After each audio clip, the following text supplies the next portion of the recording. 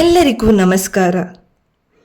ಮಹಾಭಾರತದ ವಿಲನ್ ಅಂತಲೇ ನಾವಿವನನ್ನ ಕರೆದ್ರು ಇವನಲ್ಲಿದ್ದ ಒಳ್ಳೆ ಗುಣಗಳನ್ನು ಅಲ್ಲಗೆಳೆಯೋ ಹಾಗಿಲ್ಲ. ದುರ್ಯೋಧನ ಅನ್ನೋ ಈ ಒಂದು ಕ್ಯಾರೆಕ್ಟರ್ ಇಟ್ ಈಸ್ ಬಿಲೀವೆಬಲ್ ಹ್ಯೂಮನ್ ಅಂತ ಅನ್ನಿಸ್ತದೆ.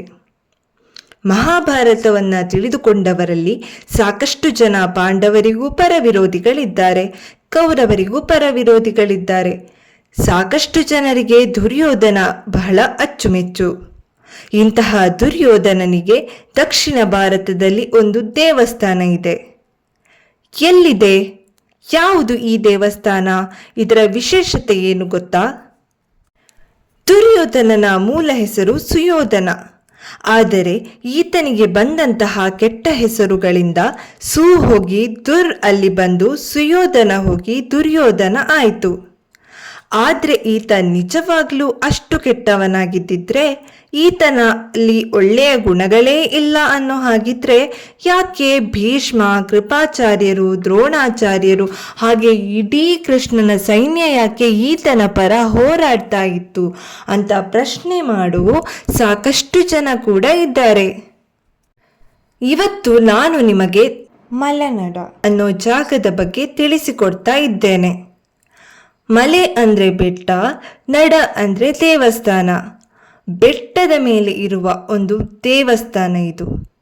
ಈ ದೇವಸ್ಥಾನದಲ್ಲಿ ಗರ್ಭಗುಡಿ, ಅಲ್ಲೊಂದು ಮೂಲ ದೇವರು, ಮುಖ್ಯ ಪ್ರಾಣ ದೇವರು, ಆ ಥರ ಎಲ್ಲ ಏನೂ ಇಲ್ಲ. ಮುಖ್ಯವಾಗಿ ಇಲ್ಲಿರೋದು ಒಂದು ಮಂಟಪ. ಮಂಟಪದ ಮಧ್ಯೆ ಕೂಡ ಯಾರ ಪ್ರತಿಷ್ಠಾಪನೆ ಕೂಡ ಆಗಲಿಲ್ಲ. ಅಲ್ಲಿ ಶಕ್ತಿ ಇದೆ ಅನ್ನೋದು ಮಾತ್ರ ನಂಬಿಕೆ. ಆ ಶಕ್ತಿ ಮತ್ಯಾರೂ ಅಲ್ಲ, ದುರ್ಯೋಧನ ಅನ್ನೋದು ನಂಬಿಕೆ. ಇಲ್ಲಿ ದುರ್ಯೋಧನ ಇದ್ದಾನೆ, ಆತನ ಇರುವಿಕೆ ನಮ್ಮ ಅನುಭವಕ್ಕೆ ಬಂದಿದೆ ಅಂತಾರೆ ಭಕ್ತಾದಿಗಳು. ನೋಡಿ, ಇದು ದುರ್ಯೋಧನನ ದೇವಸ್ಥಾನ. ಆದರೆ ದುರ್ಯೋಧನನ ವಿಗ್ರಹದ ಪ್ರತಿಷ್ಠಾಪನೆ ಆಗಲಿಲ್ಲ. ಬದಲಾಗಿ ಇಲ್ಲಿ ಇನ್ನು 3 ವಿಗ್ರಹಗಳ ಪ್ರತಿಷ್ಠಾಪನೆ ಆಗಿದೆ. ಮೊದಲನೆಯದಾಗಿ ದುರ್ಯೋಧನನ ತಾಯಿ ಗಾಂಧಾರಿ, ಎರಡನೆಯದಾಗಿ ಆತನ ಪತ್ನಿ ಭಾನುಮತಿ, ಮೂರನೆಯದಾಗಿ ಆತನ ಪ್ರಾಣ ಸ್ನೇಹಿತ ಕರ್ಣ. ದುರ್ಯೋಧನನಿಗೆ ಅಂತ ಒಂದು ದೇವಸ್ಥಾನ ತಲೆ ಎತ್ತಿದುದರ ಹಿಂದಿನ ಕತೆ ಅದು ಹೀಗಿದೆ. ಪಾಂಡವರ ವನವಾಸದ ಸಮಯದಲ್ಲಿ ಪಾಂಡವರನ್ನು ಹುಡುಕುತ್ತಾ ದುರ್ಯೋಧನ ಈ ದಾರಿಯಲ್ಲಿ ಬರ್ತಾನೆ. ಆಗ ಆತನಿಗೆ ಬಹಳ ಬಾಯಾರಿಕೆ ಆಗ್ತಾ ಇರ್ತದೆ.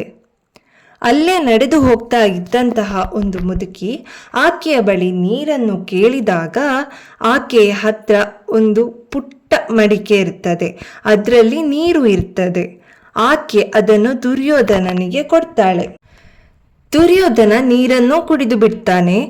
ಆದರೆ ಆ ಕ್ಷಣಕ್ಕೆ ಆತ ನೀರನ್ನು ಕುಡಿತಾ ಇರಬೇಕಾದ್ರೆ ಆ ಮುದುಕಿಗೆ ಗೊತ್ತಾಗ್ತದೆ ಆತ ಕ್ಷತ್ರಿಯ ಅಂತ. ಈಕೆಯದ್ದು ಕುರವ ಜಾತಿ.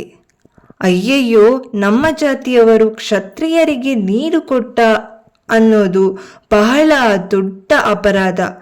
ಇದೇನಾದ್ರೂ ಅವರಿಗೆ ಗೊತ್ತಾದ್ರೆ ನನಗೆ ಎಂಥ ಶಿಕ್ಷೆ ಬೇಕಾದ್ರೂ ಸಿಗಬಹುದು. ಇದೇನಾದ್ರೂ ಅವರಿಗೆ ಗೊತ್ತಾದ್ರೆ ನನಗೆ ಎಂಥ ಶಿಕ್ಷೆ ಬೇಕಾದ್ರೂ ಸಿಗಬಹುದು ಅನ್ನೋ ಭಯ.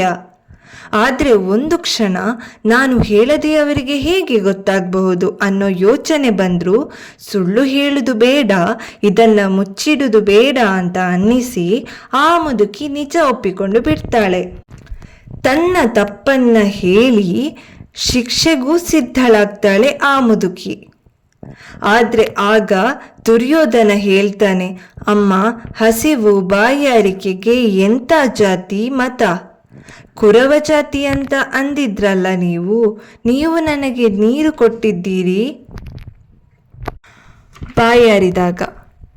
ಈಗ ಹೇಳ್ತಾ ಇದ್ದೇನೆ ಕೇಳಿ, ಸುತ್ತಮುತ್ತಲಿನ 100 ಎಕರೆ ಜಾಗವನ್ನು ನಿಮಗೆ ಬರೆದು ಕೊಡ್ತೇನೆ. ನಿಮಗೆ ಅಂದರೆ ಹಳ್ಳಿಯವರಿಗೆ ಅಂತ ಆತ ಹೇಳಿದ್ದು. ಇನ್ನೊಂದು ದೇವಸ್ಥಾನವನ್ನು ಕೂಡ ಕಟ್ಟಿಸಿಕೊಡ್ತಾನೆ. ಕಟ್ಟಿಸಿಕೊಟ್ಟು ಆ ದೇವಸ್ಥಾನಕ್ಕೆ ಸುತ್ತಮುತ್ತಲಿನ 100 ಎಕರೆ ಜಾಗವನ್ನು ಬರೆದುಕೊಟ್ಟು, ಇನ್ನು ಮುಂದೆ ಈ ದೇವಸ್ಥಾನದಲ್ಲಿ ನೀವು ಯಾರದ್ದೇ ವಿಗ್ರಹದ ಪ್ರತಿಷ್ಠಾಪನೆಯನ್ನು ಮಾಡಿ ಪೂಜೆಯನ್ನು ಮಾಡಿದ್ರೂ ಪೂಜೆ ನೀವೇ ಮಾಡಬೇಕು, ನಿಮ್ಮ ಮನೆತನದವರೇ ಮಾಡಬೇಕು ಅಂತ ಹೇಳ್ತಾರೆ. ಅವತ್ತಿನಿಂದ ಇವತ್ತಿನವರೆಗೂ ಈ ಮುದುಕಿಯ ವಂಶಸ್ಥರೇ ಪೂಜೆ ಮಾಡಿಕೊಂಡು ಬರ್ತಾ ಇದ್ದಾರೆ ಈ ದೇವಸ್ಥಾನದಲ್ಲಿ ಅನ್ನೋದು ಒಂದು ನಂಬಿಕೆ. ಅಷ್ಟು ಮಾತ್ರ ಅಲ್ಲ, ಯಾರ ವಿಗ್ರಹದ ಪ್ರತಿಷ್ಠಾಪನೆ ಬೇಕಾದರೂ ಮಾಡಬಹುದು ಅಂತ ದುರ್ಯೋಧನ ಕಟ್ಟಿಸಿಕೊಟ್ಟಂತಹ ಈ ಜಾಗದಲ್ಲಿ, ಈ ದೇವಸ್ಥಾನದಲ್ಲಿ ಹಳ್ಳಿಯವರು ತೀರ್ಮಾನ ಮಾಡ್ತಾರೆ ದುರ್ಯೋಧನನನ್ನೇ ಪೂಜೆ ಮಾಡಬೇಕು ಅಂತ. ಆತನ ಶಕ್ತಿ ಇಲ್ಲಿದೆ ಅಂತ ನಂಬಿ ಒಂದು ಮಂಟಪ ಇಲ್ಲಿ ನೋಡಬಹುದು ಈ ದೇವಸ್ಥಾನದಲ್ಲಿ. ಅದನ್ನೇ ದುರ್ಯೋಧನ ಅಂತ ನಂಬಿ ಪೂಜೆಯನ್ನು ಮಾಡ್ತಾ ಬಂದಿದ್ದಾರೆ ಇವರು.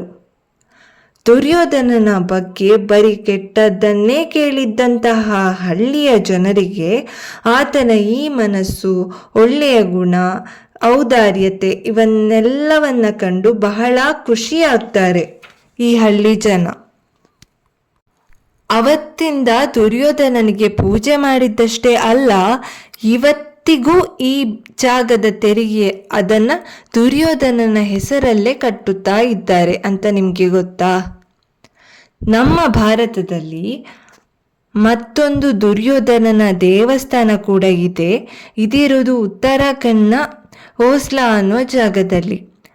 5000 ವರ್ಷಗಳಷ್ಟು ಹಳೆಯ ದೇವಸ್ಥಾನ ಇದು. ಕಂಪ್ಲೀಟಾಗಿ ಮರದಿಂದ ಮಾಡಿರುವಂತಹ ದೇವಸ್ಥಾನ. ಈ ಎರಡೂ ನಮ್ಮ ಭಾರತದ ದುರ್ಯೋಧನನ ದೇವಸ್ಥಾನಗಳು.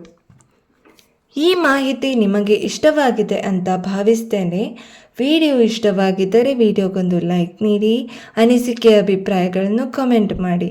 ಇನ್ನಷ್ಟು ಇಂತಹ ವಿಡಿಯೋಗಳು ನಮ್ಮ ಚಾನಲ್ನಲ್ಲಿ ನಿಮಗೆ ನೋಡಲು ಸಿಗಬಹುದು. ನೀವೇನಾದರೂ ಮೊದಲ ಬಾರಿಗೆ ನಮ್ಮ ಚಾನಲನ್ನು ವೀಕ್ಷಿಸುತ್ತಾ ಇದ್ದರೆ ದಯವಿಟ್ಟು ಚಾನಲನ್ನು ಸಬ್ಸ್ಕ್ರೈಬ್ ಮಾಡಿ ಬೆಂಬಲ ನೀಡಿ. ಇಲ್ಲಿಯವರೆಗೂ ಈ ವಿಡಿಯೋವನ್ನು ನೋಡಿದ್ದಕ್ಕಾಗಿ ನಿಮಗೆ ಧನ್ಯವಾದಗಳು.